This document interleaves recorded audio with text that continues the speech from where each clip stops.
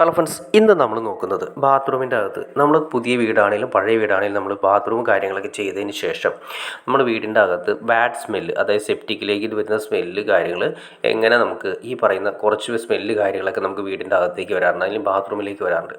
അപ്പോൾ നമുക്കത് എന്തെല്ലാം കാര്യങ്ങൾ ശ്രദ്ധിച്ച് നമുക്ക് ഒഴിവാക്കാൻ പറ്റുന്ന ഡീറ്റെയിൽസ് വീഡിയോയാണ് നമ്മൾ ഉൾപ്പെടുത്തിയിരിക്കുന്നത്. ആദ്യമേ തന്നെ നമ്മളിവിടെ ക്ലോസറ്റ് ഉറപ്പിക്കുന്ന സമയത്ത് ശ്രദ്ധിക്കേണ്ട കാര്യങ്ങളാണ്. കണ്ടോ, നമ്മൾ ക്ലോസറ്റ് ഉറപ്പിച്ചതിന് ശേഷം താഴെ ഫ്ലോറിൽ നല്ല രീതിയിൽ ഗ്യാപ്പ് വരുന്നുണ്ട്. ആ ഗ്യാപ്പ്, അതായത് പല ക്ലോസറ്റുകളും അതിൻ്റെ അടിവശം കറക്റ്റ് ആവാറില്ല. അത് മാത്രമല്ല, ടൈല് ചിലപ്പോൾ സ്ലോപ്പ് കാര്യങ്ങളൊക്കെ വരുന്ന സമയത്ത് അവിടെ നമ്മുടെ ക്ലോസറ്റ് ഇരിക്കുന്ന സമയത്ത് അവിടെ ഒരുപാട് ഗ്യാപ്പ് വരാറുണ്ട്. അപ്പോൾ ആ ഗ്യാപ്പിലൂടെയാണ് ഏറ് കാര്യങ്ങളൊക്കെ ജസ്റ്റ് എന്തെങ്കിലും നമ്മൾ ക്ലോസറ്റ് കണക്ട് ചെയ്യുന്ന സമയത്ത് ബാക്കിൽ വരുന്ന എന്തെങ്കിലും ചെറിയ ഗ്യാപ്പ് വരുന്നുണ്ട്. ആ ഗ്യാപ്പിലൂടെ സെപ്റ്റിക്കിൻ്റെ സ്മെല്ല് മൊത്തം ബാത്റൂമിൻ്റെ അകത്തേക്ക് വരും. അപ്പോൾ അത് ഒഴിവാക്കാൻ വേണ്ടിയിട്ട് ഏറ്റവും അത്യാവശ്യം ആദ്യമേ ചെയ്യേണ്ട കാര്യം നമ്മുടെ ക്ലോസറ്റിൻ്റെ സൈഡുകൾ കറക്റ്റ് ഫില്ല് ചെയ്യുക എന്നുള്ളതാണ്. അത് നമുക്ക് കറക്റ്റ് ഫില്ല് ചെയ്യുന്നത് സിലിക്കോൺ ഉപയോഗിക്കാതിരിക്കുന്നതാണ് ഏറ്റവും നല്ലത്.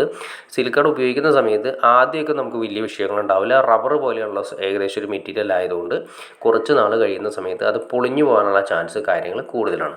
അപ്പോൾ ഈ സിലിക്കോൺ, അത് മാത്രമല്ല ഗ്ലാസിൻ്റെ ടൈപ്പ് കളറായതുകൊണ്ട് തന്നെ, അതായത് വൈറ്റ് കളർ ആയതുകൊണ്ട് തന്നെ ഈ കുറച്ച് നാൾ കഴിയുന്ന സമയത്ത് ആ സിലിക്കോണിൽ ഒരു കറുത്ത പാട്, കറുത്ത് പോകാനുള്ള ചാൻസ് കാര്യങ്ങൾ കൂടുതലാണ്. പിന്നെ അത് പൊളിഞ്ഞു പോകാൻ എളുപ്പമാണ്. അപ്പോൾ അത് ഒഴിവാക്കുന്നതാണ് കുറച്ചുകൂടി എൻ്റെ ഒരു പേഴ്സണൽ അഭിപ്രായം. അപ്പോൾ നമുക്ക് ഉപയോഗിക്കാൻ പറ്റുന്നു, ഒന്നല്ലെങ്കിൽ നമ്മൾ ബാത്റൂം അപ്പോക്സി ചെയ്യുന്ന സമയത്താണെങ്കിൽ, അപ്പോക്സി വർക്കാണ് ബാത്റൂമിൻ്റെ അകത്ത് ചെയ്യുന്നതെങ്കിൽ അവരെ കൊണ്ട് തന്നെ അപ്പോക്സി കാര്യങ്ങൾ ചെയ്യിപ്പിക്കുക. ഇനി അതല്ലെങ്കിൽ ടൈൽ ഫില്ലർ നമുക്ക് കിട്ടും. ടൈൽ ഫില്ലറുകൾ, ടൈൽ ഉപയോഗിക്കുന്ന ജോയിൻറ്റ് ചെയ്യാൻ ഉപയോഗിക്കുന്ന ടൈൽ ഫില്ലറുകൾ, ഈ ടൈൽ ഫില്ലറുകൾ കൊടുത്താലും മതി. ഏറ്റവും നല്ലത് ടൈൽ ഫില്ലർ തന്നെ കൊടുക്കുന്നതാണ്. ഇനി അതും കിട്ടിയില്ലെങ്കിൽ നമുക്ക് വൈറ്റ് സിമെൻറ്റ് യൂസ് ചെയ്യാം. വൈറ്റ് സിമെൻറ്റിന് ഏറ്റവും അവസാനത്തെ സ്റ്റെപ്പാണ് വൈറ്റ് സിമെൻറ്റ്. അതിനേക്കാൾ നല്ലത് ടൈൽ ഫില്ലർ കൊടുക്കുന്നതാണ് ഏറ്റവും നല്ലത്. ടൈൽ ഫില്ലർ കൊടുത്താൽ എന്തെങ്കിലും ഒരു ആവശ്യം ഉണ്ടെങ്കിൽ പോലും, ക്ലോസറ്റ് അഴിച്ച് നീക്കണമെങ്കിൽ പോലും നമുക്ക് സിമ്പിളായിട്ട് ഊരി മാറ്റാൻ പറ്റും. അപ്പോൾ നമ്മൾ ടൈൽ ഫില്ലർ നമുക്ക് കറക്റ്റായിട്ട് അതിൻ്റെ ഗ്യാപ്പുകൾ കാണാൻ പറ്റും. അതായത് നമ്മുടെ ക്ലോസറ്റിൻ്റെ മൊത്തം 4 സൈഡ് വരുന്ന രീതിയിൽ കണ്ട ഗ്യാപ്പുകൾ ഉണ്ടാവും.